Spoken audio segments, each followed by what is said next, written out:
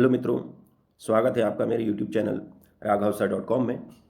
आज हम अध्याय 3 कक्षा 10वीं विषय विज्ञान के अध्याय 3 धातु एवं अधातु के महत्वपूर्ण बहुविकल्प प्रश्नों का यहाँ अध्ययन करेंगे। हम उन बहुविकल्प प्रश्नों को समझेंगे क्लूज के माध्यम से और फिर आप उसका सटीक उत्तर पहचानेंगे। तो इस प्रकार आपके बहुविकल्प प्रश्नों की तो तैयारी होगी ही, साथ ही साथ पूरे अध्याय का भी रिवीजन हो जाएगा और भविष्य की प्रतियोगिता परीक्षाओं की तैयारी भी आपके इस वीडियो के द्वारा हो जाएगी। तो बिना देरी किए हम बढ़ते हैं आगे। इस अध्याय 3 का पहला बहुविकल्प प्रश्न आपके सामने आ रहा है। निम्न में कौन सा गुण प्रायः धातुओं द्वारा प्रदर्शित नहीं किया जाता? 4 ऑप्शन है। 4 में से एक ऑप्शन जो सही है वो हमें पहचानना है। हमें पहचानना है कि इन 4 में से कौन सा गुण धातुओं में नहीं होता। तो पहले हमें यह पता होना चाहिए कि धातुओं में कौन कौन से गुण होते हैं। लीजिए, ये जो क्लू आ रहा है, ये जो हिंट या सुझाव आपको आ रहा है, ये बताएगा आपको कि धातुओं में निम्न भौतिक गुण पाए जाते हैं। धातुएं आघातवर्धनीय होती हैं, पीटकर पतली चादरों में बदला जा सकता है। धातुओं में तन्यता का गुण होता है, उन्हें खींचकर आप पतले तारों में बदल सकते हैं। धातुएं विद्युत और ऊष्मा की सुचालक होती हैं। धातुओं को पीटने पर एक विशेष आवाज पैदा होती है जिसे हम ध्वनिक गुण कहते हैं। धातुओं में चमक होती है और उन पर पॉलिश की जा सकती है। सभी धातुएं ठोस अवस्था में पाई जाती हैं, अपवाद पारा, और सभी धातुओं के गलनांक एवं क्वथनांक उच्च होते हैं। ये भौतिक गुण हैं धातुओं के। अब देख लीजिए यहाँ पर कौन सा गुण नहीं है। तो देखिए, विद्युत संचालन, बिल्कुल धातुएं विद्युत की चालक होती हैं। ध्वनिक प्रकृति, धातुओं को पीटने पर आवाजें आती हैं। चमकहीनता, ये गलत लिखा हुआ है, बल्कि धातुएं कैसी होती हैं? चमकदार होती हैं, उन पर पॉलिश की जा सकती है। तो चमकहीनता धातुओं का गुण नहीं है। तो इस बहुविकल्प प्रश्न का हमारा उत्तर हुआ 3, चमकहीनता। चलिए, अगला प्रश्न हमारे सामने है। निम्नलिखित में से कौन सी धातु ठंडे एवं गर्म जल में अभिक्रिया नहीं करती? यहां 4 धातुएं हैं। हमें बताना है कि इसमें से कौन सी धातु को अगर हम ठंडे पानी में डालें और गर्म पानी में डालें तो वो पानी से क्रिया नहीं करेगी, कोई नया यौगिक नहीं बनाएगी। चलिए, सही उत्तर पहचानने से पहले मैं आपको यहां एक हिंट दे रहा हूं ताकि आपको सही उत्तर पहचानने में सहूलियत हो। आवर्त सारणी आप सभी ने देखी है। आवर्त सारणी के समूह 1 और 2 के तत्व, जिन्हें हम एस ब्लॉक के तत्व कहते हैं, वे अति क्रियाशील धातुएं हैं जो पानी से क्रिया कर धात्विक ऑक्साइड या हाइड्रोक्साइड बनाती हैं। तो अब यहां पर आपको देखना पड़ेगा कि आवर्त सारणी के समूह 1 और 2 के तत्व कौन से हैं। वे तत्व ठंडे और गर्म जल से क्रिया कर लेंगे।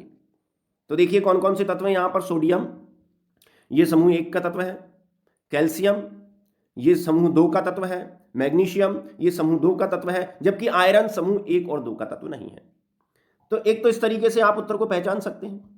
दूसरा, मैं आपको बताना चाहूंगा कि जब सोडियम जल से क्रिया करता है, यानी सोडियम को हम पानी में डालते हैं, तो पता है ना क्या होता है? ये सोडियम उस पानी से क्रिया करके ऑक्साइड बनाता है जिसे हम सोडियम ऑक्साइड Na2O कहते हैं, और हाइड्रोजन गैस मुक्त होती है। यह एक ऊष्माक्षेपी अभिक्रिया है, इससे यह हाइड्रोजन गैस जलने लगती है। तो सोडियम को अगर हम ठंडे या गर्म पानी में डालें तो सोडियम का ऑक्साइड बन जाता है। यह लिखा है कि धातुएं पानी में डालने पर धात्विक ऑक्साइड बनाते हैं।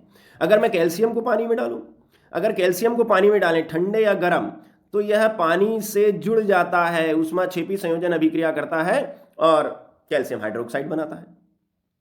अगर मैं मैग्नीशियम को पानी में डालूं तो मैग्नीशियम की अलग अलग प्रतिक्रिया है। ये गर्म पानी के साथ क्रिया करके ये मैग्नीशियम ऑक्साइड बनाती है, जबकि यह ठंडे पानी के साथ क्रिया करके मैग्नीशियम हाइड्रोक्साइड बनाती है। जबकि लोहा ठंडे या गर्म पानी में डालने पर उससे कोई क्रिया नहीं करता। तो हमारा सही उत्तर है चौथे नंबर का, आयरन या लोहा, Fe। चलिए, हमारे तीसरे प्रश्न की ओर हम बढ़ते हैं। तीसरा बहुविकल्प प्रश्न है। निम्नलिखित में कौन सी धातु प्रकृति में स्वतंत्र अवस्था में मिलती है? स्वतंत्र का मतलब समझते हैं, स्वतंत्र यानी मुक्त, अकेली मिलती है। देखिए, ज्यादातर धातुएं अयस्कों के रूप में पाई जाती हैं। ज्यादातर धातुएं किसी अन्य तत्व से क्रिया करके एक अलग यौगिक के रूप में प्रकृति में मिलती हैं, लेकिन आपको बताना है कि इनमें से ऐसी कौन सी धातु है जो अकेली मिलती है, स्वतंत्र रूप से मिलती है। जमीन में खुदाई करोगे, पानी में, बहते हुए पानी में या रेत में ढूंढोगे तो वो शुद्ध रूप में मिल जाती है। कुछ कुछ याद आ रहा होगा आपको, नहीं तो ये सुझाव आपको सही उत्तर बता देगा। सोना, चांदी एवं प्लेटिनम अन्य धातुओं की तुलना में बहुत कम क्रियाशील होती हैं। ये किसी अन्य तत्व से क्रिया नहीं करती, इसलिए प्रकृति में इनके बहुत कम यौगिक पाए जाते हैं। ये अयस्कों के रूप में भी जमीन के अंदर नहीं मिलती हैं, स्वतंत्र रूप से ही मिल जाती हैं प्रकृति में। अक्सर लोग सोने को बहते हुए पानी में या नदियों के किनारे रेतों में चलनियों से छान कर रेत को पानी से धोकर सोने के कणों को ढूंढते हैं, तो शुद्ध है, शुद्ध रूप में मिल जाता है, बिल्कुल 24 कैरेट। इसलिए ये धातुएं स्वतंत्र अवस्था में प्रकृति में मिलती हैं। इन्हें हम उत्कृष्ट धातुएं भी या नोबल मेटल भी कहते हैं। तो आपको उत्तर समझ में आ गया होगा, सोना है, चांदी है और प्लेटिनम है। तो यहाँ पर ढूंढो सोना कहाँ लिखा हुआ है, तो आपको सोने का संकेत पता होना चाहिए। सोने का संकेत है AU। और बाकी जो अन्य 3 तत्व या धातुएं हैं, ये अयस्कों के रूप में, अन्य यौगिकों के रूप में प्रकृति में मिलती हैं। सोना स्वतंत्र रूप से प्रकृति में मिलता है। स्टेनलेस स्टील हमारे जीवन के लिए अत्यंत उपयोगी है। स्टेनलेस स्टील में आयरन के साथ क्या मिला होता है? स्टेनलेस स्टील को हम इस्पात भी कहते हैं। यह एक मिश्र धातु है और यह बहुत ही अच्छी गुणवत्ता वाली मिश्र धातु है। इसका बड़े पैमाने पर वर्तमान में उपयोग किया जा रहा है। क्यों किया जा रहा है? यहां लिखा हुआ है, स्टेनलेस स्टील कार्बनिक और अकार्बनिक अम्लों से कुलसित या खराब नहीं होती, अर्थात इस्पात में जंग नहीं लगता। साधारण इस्पात की अपेक्षा यह अधिक कठोर, लचीला तथा ताप सहनशील होता है, यानी बहुत अधिक ताप सहन कर सकता है। इसका गलनांक बहुत उच्च होता है, आसानी से पिघलता नहीं है। इस्पात में ये गुण उसमें मिलाए जाने वाले अवयवी तत्वों या अवयवी धातुओं के कारण उत्पन्न होते हैं। इनमें से एक अवयवी तत्व या जो धातु है वो क्रोमियम है, निकिल है और मैग्नीज है और साधारण स्टील है। तो उन्होंने हमसे यही पूछा है कि स्टेनलेस स्टील में हम साधारण स्टील के साथ साथ और कौन सी धातुओं को मिलाते हैं, तो ढूंढ लीजिए आप। यहां लिखा हुआ है क्रोमियम, निकिल और मैग्नीज। तो इसके लिए आपको संकेत पता होना चाहिए। क्रोमियम का संकेत KCr और निकिल का Ni। तो हमारा सही उत्तर आपके सामने आ गया। अच्छा, आपको पता है हम आपको यह हिंट क्यों देते हैं? देखिए, हम नहीं चाहते कि आपको कोई चीज बिल्कुल पकी हुई मिल जाए। हम चाहते हैं कि आप अपने दिमाग का इस्तेमाल करें। हम आपको सीधे भी तो सही उत्तर बता सकते थे, लेकिन नहीं, हम चाहते हैं कि आपको हिंट दें और हिंट के माध्यम से आप अपने दिमाग को चलाएं, सोचने पर विवश हों और सही उत्तर की ओर पहुंचें। यह आप में सीखने का गुण विकसित करेगा। साथ ही साथ हिंट के माध्यम से आपको उस उत्तर के बारे में कुछ अतिरिक्त जानकारियां भी मिलती हैं, तो पाठ की पूर्ण तैयारी हो जाती है। कई सारी अतिरिक्त चीजें भी आपको सीखने को मिलती हैं, इसलिए हम आपको इस तरीके से समझाने का प्रयास करते हैं। अगला बहुविकल्प प्रश्न है 5वां। सामान्यतः अधातुएं चमकहीन होती हैं, अर्थात अधातुओं में चमक नहीं होती, लेकिन निम्नलिखित में से कौन सी अधातु में चमक होती है? यहां 4 अधातुएं दे रखी हैं, इसमें से एक अधातु ऐसी है जो धातुओं की तरह चमकती है। चलिए, कुछ तो याद आ गया होगा आपको, नहीं तो यह हिंट आपके दिमाग को सक्रिय करेगी और आपको सही उत्तर तक पहुंचाएगी। समस्त अधातुएं गैसीय एवं चमकहीन होती हैं। अधातुएं, कुछ अधातुओं को छोड़ दो अपवाद स्वरूप, तो ज्यादातर अधातुएं गैस अवस्था में पाई जाती हैं, इन पे चमक नहीं होती। परंतु एक अधातु ऐसी है जो ठोस होती है तथा उसमें धातुओं के समान धात्विक चमक होती है। और हिंट आगे बढ़ रही है, इसका उपयोग हम नमक के साथ भोजन में करते हैं ताकि घेंगा या ग्वाइटर रोग ना हो। बिल्कुल आपको समझ में आ गया होगा, वह अधातु है आयोडीन। यह अपवाद है, अन्य धातुएं गैस, लेकिन यह अधातु आयोडीन ठोस होती है और इसमें धातुओं के समान चमक भी पाई जाती है। हमारा 6वां प्रश्न है, यद्यपि धातुएं क्षारकीय ऑक्साइड बनाती हैं, लेकिन निम्नलिखित में से कौन सी धातु उभयधर्मी ऑक्साइड बनाती है? तो पहले हम समझेंगे ये उभयधर्मी ऑक्साइड क्या होते हैं। लीजिए, हिंट बता रही है हमको, जो ऑक्साइड अम्लीय एवं क्षारकीय दोनों गुणों को प्रदर्शित करते हैं वे उभयधर्मी ऑक्साइड कहलाते हैं। या जो ऑक्साइड अम्लों एवं क्षारों दोनों से अभिक्रिया करके लवण एवं जल बनाते हैं वे उभयधर्मी ऑक्साइड कहलाते हैं। मतलब ऐसा ऑक्साइड, किसी भी धातु का ऑक्साइड जो अम्ल को भी उदासीन कर दे और क्षार को भी उदासीन कर दे, वो उभयधर्मी ऑक्साइड कहलाता है। और मैं आपको बताना चाहूंगा, केवल 2 धातुएं जस्ता और एल्यूमिनियम उभयधर्मी ऑक्साइड बनाती हैं। इनके ऑक्साइडों के गुण क्षारकीय भी होते हैं और अम्लीय भी होते हैं। तो क्या समझ में आ रहा है? यहां ढूंढ लो, एल्यूमिनियम और जिंक में से क्या दे रखा है? बिल्कुल यहां पर एल्यूमिनियम दे रखा है, और एल्यूमिनियम का ऑक्साइड Al2O3 उभयधर्मी प्रकृति का होता है, जो अम्लीय और क्षारकीय दोनों गुणों का प्रदर्शन करता है। प्रश्न क्रमांक 7, निम्न मिश्र धातुओं में से किसमें पारा, मरकरी, जिसका संकेत Hg है, एक अवयव की तरह होता है? हमें बताना है, ये चारों मिश्र धातुएं हैं, हमें बताना है कि कौन सी मिश्र धातु में पारा एक घटक के रूप में काम कर रहा है। चलिए, तो मैं आपको बताना चाहूंगा ये अमलगम क्या होता है। जब किसी धातु जैसे जस्ता आदि पर पारे का लेप कर दिया जाता है तो वह धातु पारे से मिलकर पारे की मिश्र धातु बनाती है, जिसे अमलगम कहते हैं। सरल शब्दों में मैं आपको बताऊंगा, सरल शब्दों में पारे से बनी मिश्र धातु को अमलगम कहते हैं, ये याद रखिएगा आप। पारे से बनी मिश्र धातु को हम अमलगम कहते हैं। तो देख लीजिए इसमें अमलगम कहां लिखा हुआ है, बिल्कुल जिंक अमलगम। ये एक मिश्र धातु है जो जस्ता और पारे के मिलने से बनती है। 8वां प्रश्न, सामान्यतः अधातुएं विद्युत की कुचालक होती हैं। अधातुओं में से विद्युत धारा नहीं बहती, लेकिन निम्न में से कौन सी अधातु विद्युत की सुचालक है? तो कुछ अपवाद भी होते हैं, हमें इसमें से एक अपवाद ढूंढना है जो अधातुओं के समान कुचालक ना होकर सुचालक होता है। चलिए, तो मैं आपको थोड़ा सा यहां अतिरिक्त जानकारी दूंगा जो आपको काफी काम आएगी। अधातु कार्बन, कार्बन एक अधात्विक तत्व है। अधातु कार्बन के प्रकृति में सर्वाधिक अपर रूप है। इसके दो क्रिस्टलीय अपर रूप को आप पहचानते हैं, हीरा और ग्रेफाइट है। हीरा और ग्रेफाइट में से एक कार्बन का अपर रूप प्योर कार्बन से बना होता है, इसे अपन कार्बन तत्व भी कह सकते हैं।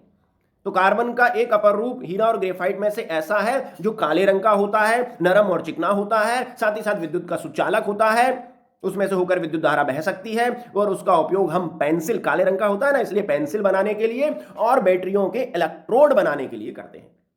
बिल्कुल, उत्तर आपको दिमाग में क्लिक कर गया होगा। यही हम चाहते हैं कि आपका दिमाग सक्रिय हो, आप उत्तर तक खुद पहुंचे, हिंट के माध्यम से आपको उत्तरों को रटना ना पड़े।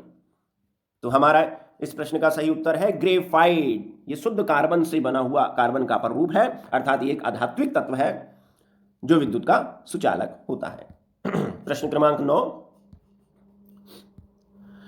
मिश्र धातु एक धातु एवं दूसरी धातु, यानी दो धातुओं को मिलाकर भी मिश्र धातु बनाई जा सकती है, या एक धातु और अधातु को मिलाकर भी हम मिश्र धातु बना सकते हैं। तो मिश्र धातु एक धातु एवं दूसरी धातु अथवा अधातु के समांगी मिश्रण होते हैं। निम्न में से कौन मिश्र धातु में एक अधातु अवयव होता है? तो ज्यादातर मिश्र धातुएं दो या दो से अधिक धातुओं का समांगी मिश्रण होती है, लेकिन कुछ मिश्र धातुएं ऐसी भी हैं जिनमें धातुओं के साथ साथ अधातुएं मिलाई जाती हैं एक विशेष गुण को प्राप्त करने के लिए। तो हमारे पास यहाँ 4 धातुएं हैं, इसमें से ढूंढना है, यहाँ पर 4 मिश्र धातुएं हैं हमारे पास ऑप्शन में, हमें ढूंढना है कि इन 4 मिश्र धातुओं में से कौन सी मिश्र धातु बनाने के लिए धातु के साथ साथ अधातु को भी मिलाया जाता है। लीजिए, हिंट आपको सब समझा देगी।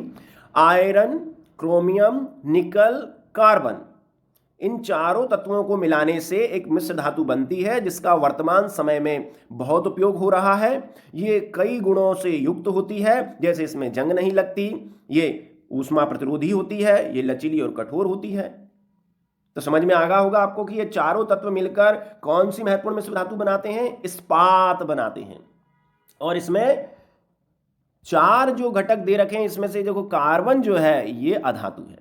तो इस्पात या स्टील एक ऐसी मिश्र धातु है जिसमें धातुओं के साथ साथ एक अधातु कार्बन भी मिली होती है। तो हमारे इस प्रश्न का सही उत्तर है स्टील, इस्पात।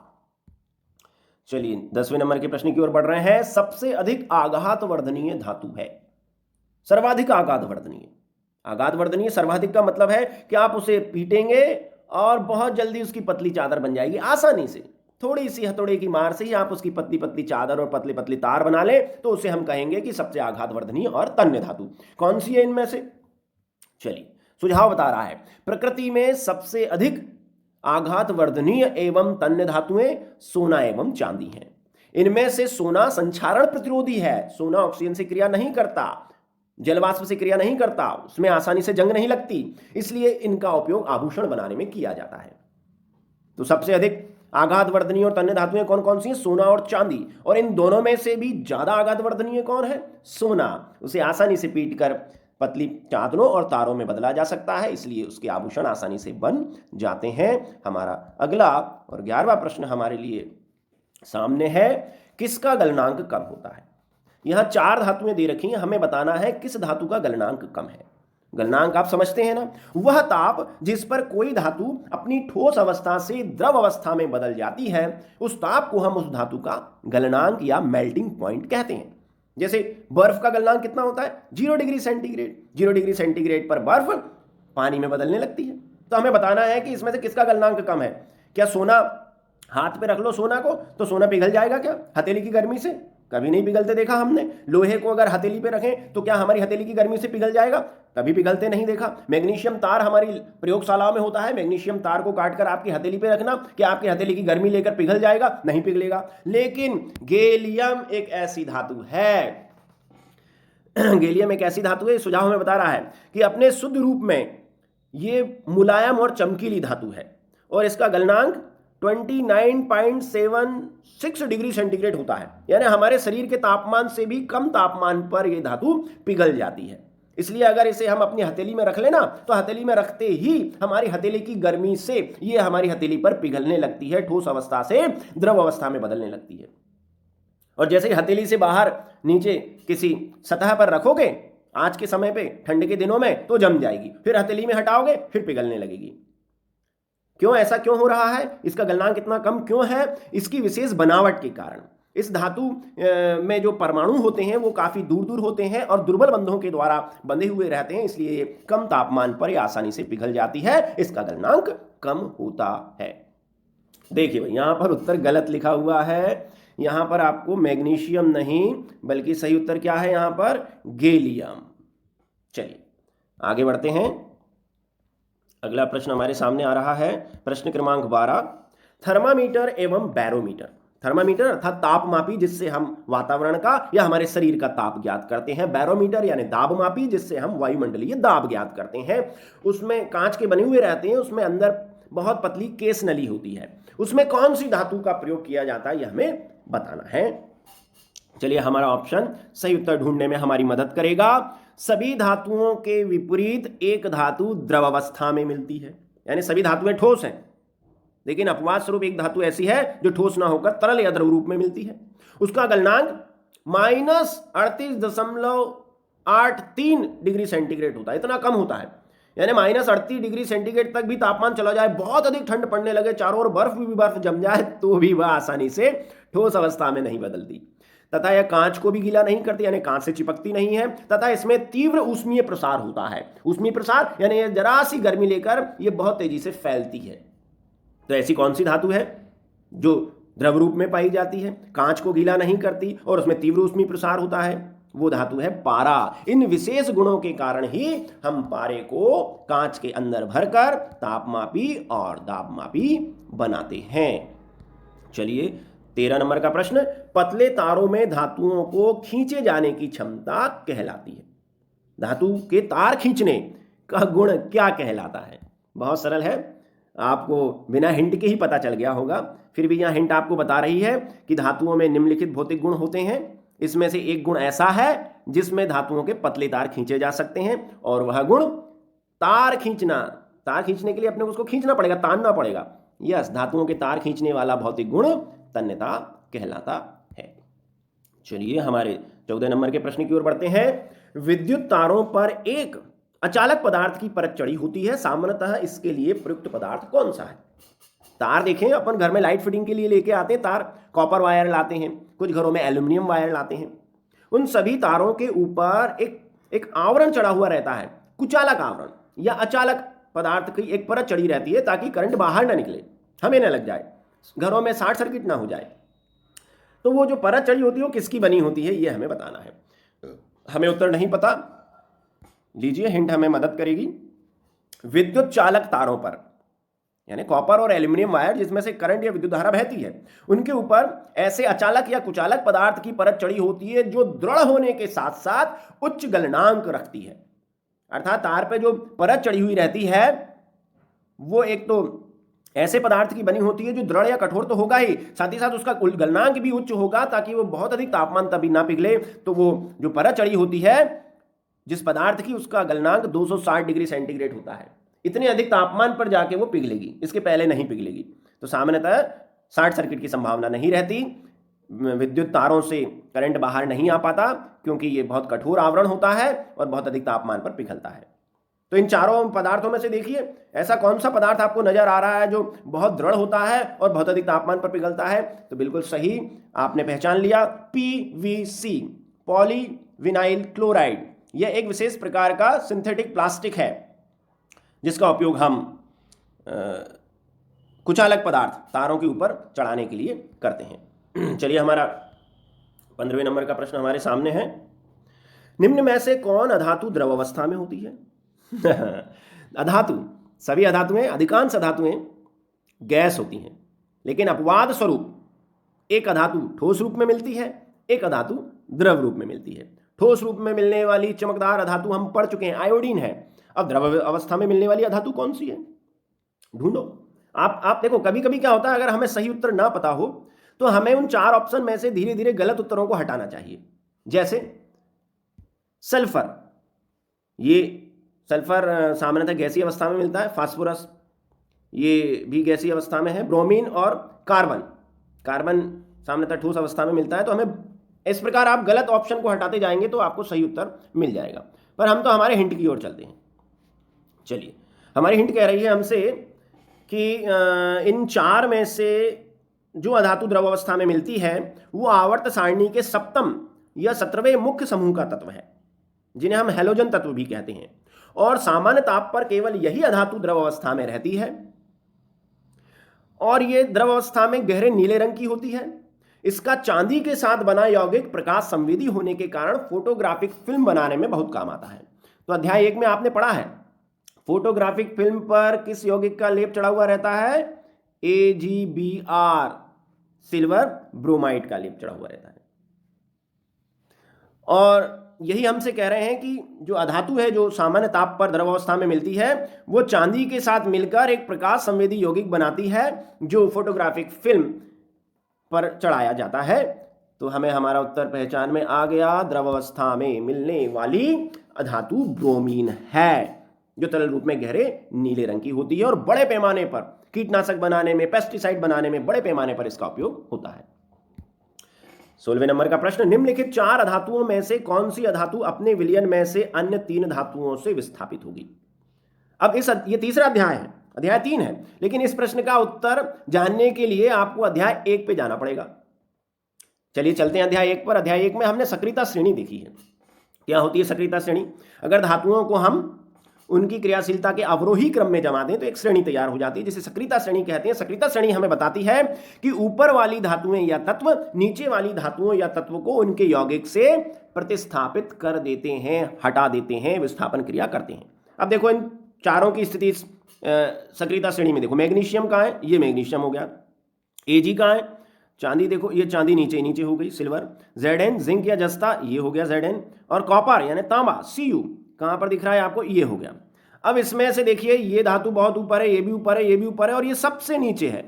तो जो सबसे नीचे धातु है, ये सबसे कम क्रियाशील धातु है। ऊपर की तीनों धातुएं इससे अधिक क्रियाशील हैं। तो ऊपर की तीनों धातुओं Ag, सिल्वर को उसके विलयन से प्रतिस्थापित कर देगी। जो सबसे नीचे है वो सबसे कम क्रियाशील है, वो आसानी से किसी भी अन्य तत्व से प्रतिस्थापित हो जाएगी। तो हमारा सही उत्तर क्या हुआ इसमें से?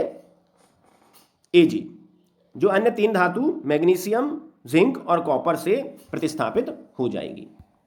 चलिए, हमारे 17वें नंबर का प्रश्न हमारे सामने आ रहा है। धातु ऑक्साइडों की प्रकृति होती है। जब धातुएं ऑक्सीजन से क्रिया करती हैं तो धात्विक ऑक्साइड बनाती हैं। उसकी प्रकृति बताना है कि वो कैसे होते हैं, उदासीन होते हैं, अम्लीय होते हैं, क्षारीय होते हैं, उभयधर्मी होते हैं। चलिए, धातुएं ऑक्सीजन से संयुक्त होकर प्रायः धात्विक ऑक्साइड बनाती हैं, हमें पता है। अगर इन धात्विक ऑक्साइड को हम पानी में घोलें तो धात्विक ऑक्साइड का जलीय विलयन क्षारीय हो जाता है, अर्थात वह, अगर उसमें हम लाल लिटमस पेपर डालें तो उसे वो नीला कर देगा। तो धातुओं के ऑक्साइड जब पानी में घोले जाते हैं तो वह जलीय विलयन क्षारीय हो जाता है। कैसे हो जाता होगा, यहां दिखाया गया है। हम सारी धातुओं को ले सकते हैं, लेकिन हमने यहां मैग्नीशियम को लिया उदाहरण के तौर पर। मैग्नीशियम जब ऑक्सीजन से क्रिया करता है तो देखिए, मैग्नीशियम ऑक्साइड बन गया एक धात्विक ऑक्साइड। इसे हमने पानी में घोला, लीजिए हमने मैग्नीशियम ऑक्साइड की पानी से क्रिया करा दी, तो पानी में क्या बन गया? मैग्नीशियम हाइड्रोक्साइड बन गया, जो एक क्षार है। इसके कारण ही हमारा विलयन कैसा हो गया? क्षारीय हो गया। तो हमारा उत्तर हमारे सामने आ गया। सभी धातुओं के ऑक्साइड क्षारकीय प्रकृति के होते हैं और एल्यूमिनियम और जस्ता, इन 2 धातुओं के ऑक्साइड उभयधर्मी प्रकृति के होते हैं। चलिए, 18वां प्रश्न, पीतल एक मिश्र धातु है। पीतल बिल्कुल एक मिश्र धातु है। हमें बताना है कि वो निम्न में से किन 2 या 3 धातुओं के मिलने से बनी है। हिंट की ओर हम देखेंगे। दो या दो से अधिक धातुओं का समांगी मिश्रण मिश्र धातु कहलाता है। पीतल एक मिश्र धातु है जिसकी घटक दो धातुएं हैं, यानी पीतल को बनाने के लिए दो धातु चाहिए और उसमें से एक धातु जसता है। तो अब ढूंढिए, दो धातु चाहिए, यानी ऊपर के तीन ऑप्शन पर गौर करो, 1, 2 और 3 नंबर का, और इसमें से एक धातु जिंक है। तो जिंक कौन से नंबर पर लिखी हुई है? दूसरे नंबर पर। तो बिल्कुल उत्तर आपको मिल गया कि पीतल को बनाने वाली मिश्र धातु कॉपर और जिंक होती हैं। इन दोनों की अलग अलग मात्राएं, अलग अलग प्रतिशत में इनको मिलाया जाता है, पिघलाकर समांगी मिश्रण बनाया जाता है और पीतल तैयार हो जाता है। किस प्रकार की धातु उत्कृष्ट धातु है? उत्कृष्ट धातु इसी वीडियो में हमने पहले पढ़ा है कि रासायनिक विज्ञान में उत्कृष्ट धातुएं या राज धातुएं अर्थात नोबेल धातुएं उन्हें कहते हैं जिनका आर्द्र वायु के संपर्क में रहने के बावजूद क्षरण या ऑक्सीकरण नहीं होता, जो किसी अन्य तत्व से क्रिया नहीं करती, जिनके यौगिक प्रकृति में बहुत कम पाए जाते हैं, जो प्रकृति में स्वतंत्र अवस्था में मिलती हैं, उनको हम उत्कृष्ट धातुएं कहते हैं, जैसे सोना, चांदी और प्लेटिनम। तो कौन सी धातु उत्कृष्ट होती है? जो अधिक क्रियाशील है। अरे अधिक क्रियाशील होगी वो तो अन्य तत्वों से क्रिया करके ढेर सारे यौगिक बना लेगी, वो तो स्वतंत्र रूप में मिलेगी ही नहीं, तो उसे हम उत्कृष्ट क्यों कहेंगे? अक्रियाशील है? जी नहीं, अक्रियाशीलों को तो हम उत्कृष्ट तत्व या उत्कृष्ट गैसें कहते हैं। सबसे कम क्रियाशील हैं। तो बिल्कुल हमारे सामने इस बहुविकल्प प्रश्न का उत्तर आ गया है, किन्हें हम उत्कृष्ट धातुएं कहते हैं? जो सबसे कम क्रियाशील होती हैं, जैसे सोना, चांदी और प्लेटिनम। सोडियम को रखा जाता है। सोडियम को किस में रखते हैं? हवा में खुला रख सकते हैं क्या? पानी में रखते हैं, या पानी को गर्म करने से बनी हुई भाप में रखते हैं, या किसी तेल में रखते हैं? चलिए पहले हम सोडियम के बारे में जान लें। सोडियम एक अति क्रियाशील धातु है। यह हवा में खुली नहीं रखी जा सकती। यह जल से भी बहुत तीव्र अभिक्रिया करती है। दोनों ही परिस्थितियों में, दोनों ही परिस्थिति अर्थात इसे या तो हम हवा में खुला छोड़ दें या पानी में इसे डाल दें, दोनों ही परिस्थितियों में यह जल के अणुओं से क्रिया कर सोडियम ऑक्साइड बनाती है तथा हाइड्रोजन गैस मुक्त करती है। यह एक ऊष्माक्षेपी अभिक्रिया है। इससे निकलने वाली ऊष्मा के कारण हाइड्रोजन आग पकड़ लेती है और फट फट की ध्वनि के साथ जलती है। इसलिए सोडियम को अगर आप हवा में खुला छोड़ेंगे ना, तो वह हवा में मौजूद नमी से क्रिया करके आग पकड़ लेगा, और पानी में डालेंगे तो स्वाभाविक है पानी में H2O अणुओं से क्रिया करके आग पकड़ लेगा। सोडियम खुद आग नहीं पकड़ता, सोडियम पानी के अणुओं से क्रिया करके सोडियम का ऑक्साइड बनाता है। इससे निकलती है ऊष्मा और हाइड्रोजन गैस मुक्त होती है। वो हाइड्रोजन गैस निकलने वाली ऊष्मा के कारण अपने ज्वलन ताप तक पहुंच जाती है और फट फट करके जलती है। इसलिए हम सोडियम को हवा में और पानी में नहीं रख सकते, क्योंकि यह आग पकड़ लेता है। तो इसे काय में रखना पड़ेगा? यस, इसे हम तेल में रखते हैं ताकि इसका हवा से या पानी के अणुओं से संपर्क ना हो। चलिए हमारा अगला प्रश्न है प्रश्न क्रमांक 21। जब पानी धातु के साथ क्रिया करता है तो क्रिया में कौन सी गैस उत्सर्जित होती है? धातुएं जब पानी से क्रिया करती हैं तो कौन सी गैस उत्सर्जित होती है? तो पहले तो यह ध्यान दो कि धातुएं पानी से क्रिया करके कौन सा यौगिक बनाती हैं। तो आप सभी जानते हैं कि धातुएं पानी से क्रिया करके ऑक्साइड बनाती हैं। सबसे अच्छा उदाहरण आपका लोहे का है। लोहे में जंग लगना, लोहा लंबे समय तक अगर पानी में पड़ा रहे या नम वायु के संपर्क में रहे तो वह भी पानी के अणुओं में से ऑक्सीजन से क्रिया करके फेरिक ऑक्साइड Fe2O3 बना लेता है, जंग लग जाती है। तो जब भी धातुएं पानी से क्रिया करती हैं, पानी के H2O में से वो ऑक्सीजन से जुड़ती हैं, और जब वो ऑक्सीजन से जुड़ जाती हैं तो क्या मुक्त हो जाएगा? हाइड्रोजन मुक्त हो जाएगी। तो इस प्रकार आप अगर अपने दिमाग को चलाएं तो आसानी से उत्तर तक पहुंच सकते हैं। धातुएं जल से क्रिया करके आयनिक प्रकृति के धात्विक ऑक्साइड बनाती हैं तथा एक गैस मुक्त होती है जो जलती हुई मोमबत्ती के संपर्क में आने पर फट फट की ध्वनि के साथ जलती है। इसके पहले वाले ऑप्शन पर ही ध्यान दें। हमने बताया था कि सोडियम को अगर पानी में डाला जाए तो पानी अर्थात H2O में से यह O से जाकर जुड़ जाता है और सोडियम ऑक्साइड बनाता है और हाइड्रोजन गैस मुक्त होती है जो आग पकड़ लेती है। तो समस्त धातुएं का जब पानी से क्रिया कराई जाती है तो वे पानी के ऑक्सीजन से क्रिया करके धात्विक ऑक्साइड बनाती हैं और हाइड्रोजन परमाणुओं को हाइड्रोजन गैस के रूप में विस्थापित कर देती हैं। अगला प्रश्न है, किस धातु को चाकू से काटा जा सकता है? तो ध्यान दीजिए, इसमें से ऐसी कौन सी धातु है जो इतनी नरम है कि उसे आप चाकू से काट सकते हैं, अपने नाखून से काट सकते हैं? लोहे को तो नहीं काट सकते। कैल्शियम, चूना, ये भी बहुत कठोर होता है। सोने को भी हमने देखा चाकू से तो नहीं काट सकते। अब कुछ सोडियम पर हमारा दिमाग जा रहा है, हम सोडियम तक पहुंच रहे हैं सही उत्तर में, फिर भी हम हिंट का प्रयोग करेंगे ताकि हमारा उत्तर 100% सही हो। तो हमें बताया गया है कि जो धातु चाकू से काटी जा सकती है वो बहुत मुलायम है और वो वायु के प्रति अति क्रियाशील होती है। और हवा में खुली नहीं रखी जा सकती और जल में डालने पर भी वो क्रिया कर लेती है और उसे तेल में संग्रहित किया जाता है। तो ये सारी बातें हमें कहाँ ले जा रही हैं? सोडियम की ओर ले जा रही हैं। तो सोडियम बहुत ही मुलायम धातु है, बहुत नरम है। आपकी लेबोरेटरी में सोडियम रखा होगा, देखना डिब्बों में रखा होगा, प्लास्टिक के डिब्बों में एयर टाइट, और अंदर सफ़ेद रंग की ग्रीस में उसे रखा जाता है ताकि आग ना पकड़े। उसे आप निकालना, उसे आप अपने नाखून से या चाकू से काट सकते हैं और फिर उसका प्रयोग कर सकते हैं। तो सबसे नरम धातु जो आसानी से चाकू से काटी जा सकती है वो है सोडियम। चलिए अब हम हमारे अंतिम प्रश्न की ओर बढ़ रहे हैं। हमारा 23वां बहुविकल्प प्रश्न है, कोई धातु ऑक्सीजन के साथ अभिक्रिया कर उच्च गलनांक वाला यौगिक बनाती है, यह यौगिक जल में विलेय है। क्या आप इस तत्व की पहचान कर सकते हैं? यहां 4 तत्व दिए गए हैं, आपको बताना है कि इन चारों तत्वों में से, चारों धातुएं हैं, इन चारों तत्वों या धातुओं में से कौन ऑक्सीजन से क्रिया करके ऐसा ऑक्साइड बनाएगा जिसका गलनांक बहुत ज्यादा होगा और आसानी से पानी में घुल जाएगा। चलिए हिंट आ रही है हमारे सामने। आवर्त सारणी के समूह 2 की धातु, आवर्त सारणी के समूह 2 में कौन कौन सी धातुएं होती हैं? Beryllium, magnesium, calcium, strontium, barium और रेडियम। अब ध्यान दीजिए, इसमें जो मैंने इतनी सारी धातुएं बोली उसमें से यहां कौन सी लिखी हुई है? कैल्शियम। आगे बढ़ते हैं। आवर्त सारणी के समूह 2 की धातु ऑक्सीजन से क्रिया कर धात्विक ऑक्साइड बनाती है। कैल्शियम ऑक्सीजन से क्रिया करके कैल्शियम ऑक्साइड बनाता है, जिसका गलनांक 2572 डिग्री सेंटीग्रेड होता है। इतने अधिक तापमान पर पिघलता है। तो जो कैल्शियम का जो ऑक्साइड होता है ना, उसका गलनांक बहुत ज्यादा है, 2572 डिग्री सेंटीग्रेड। इसलिए कैल्शियम को हम अन्य धातुओं को पिघलाने के लिए डालते हैं, मिलाया जाता है उसे, जो जल में घोलने पर जल के अणुओं से ऊष्माक्षेपी संयोजन क्रिया कर हाइड्रोक्साइड उत्पन्न करते हैं। इसका जलीय विलयन सफेदी के काम में आता है। तो मैं आपको और अच्छे से समझा देता हूं। ये 4 तत्व या धातुएं हैं, इसमें से आवर्त सारणी के समूह 2 की धातु कैल्शियम है। जब ये ऑक्सीजन से क्रिया करती है तो यह बना लेती है कैल्शियम ऑक्साइड, और जब इस कैल्शियम ऑक्साइड को पानी में घोला जाता है तो ये बना लेता है कैल्शियम हाइड्रोक्साइड का जलीय विलयन, और इसी का उपयोग हम पुताई के लिए करते हैं। और जो कैल्शियम ऑक्साइड है, कैल्शियम का ऑक्साइड, कैल्शियम ऑक्साइड, इसे हम बिना बुझा चूना भी कहते हैं। इसका गलनांक बहुत ज़्यादा होता है। तो हम हमारे उत्तर की तरफ पहुंच गए हैं। इनमें से वो ऐसी कौन सी धातु है जिसका ऑक्साइड का गलनांक बहुत ज़्यादा होता है? वो है कैल्शियम। अंतिम बहुविकल्प प्रश्न, मिश्र धातु होती है, बहुत सरल है, 2 या 2 से अधिक धातुओं का समांगीय मिश्रण मिश्र धातु कहलाता है। अर्थात अगर हमें मिश्र धातु बनाना है तो हमें धातुओं को पिघलाना पड़ेगा, पिघला के उन्हें अच्छे से आपस में मिलाना पड़ेगा ताकि उनका सारा संगठन एक जैसा हो जाए। तो 2 या 2 से अधिक मिश्र धातुओं का समांगीय यानी एक जैसा मिश्रण मिश्र धातु कहलाता है। इस प्रकार आपने अध्याय 3 के समस्त बहुविकल्प प्रश्नों को समझा और उनके सटीक उत्तरों को जाना। उम्मीद है कि ये वीडियो आपको पसंद आया होगा।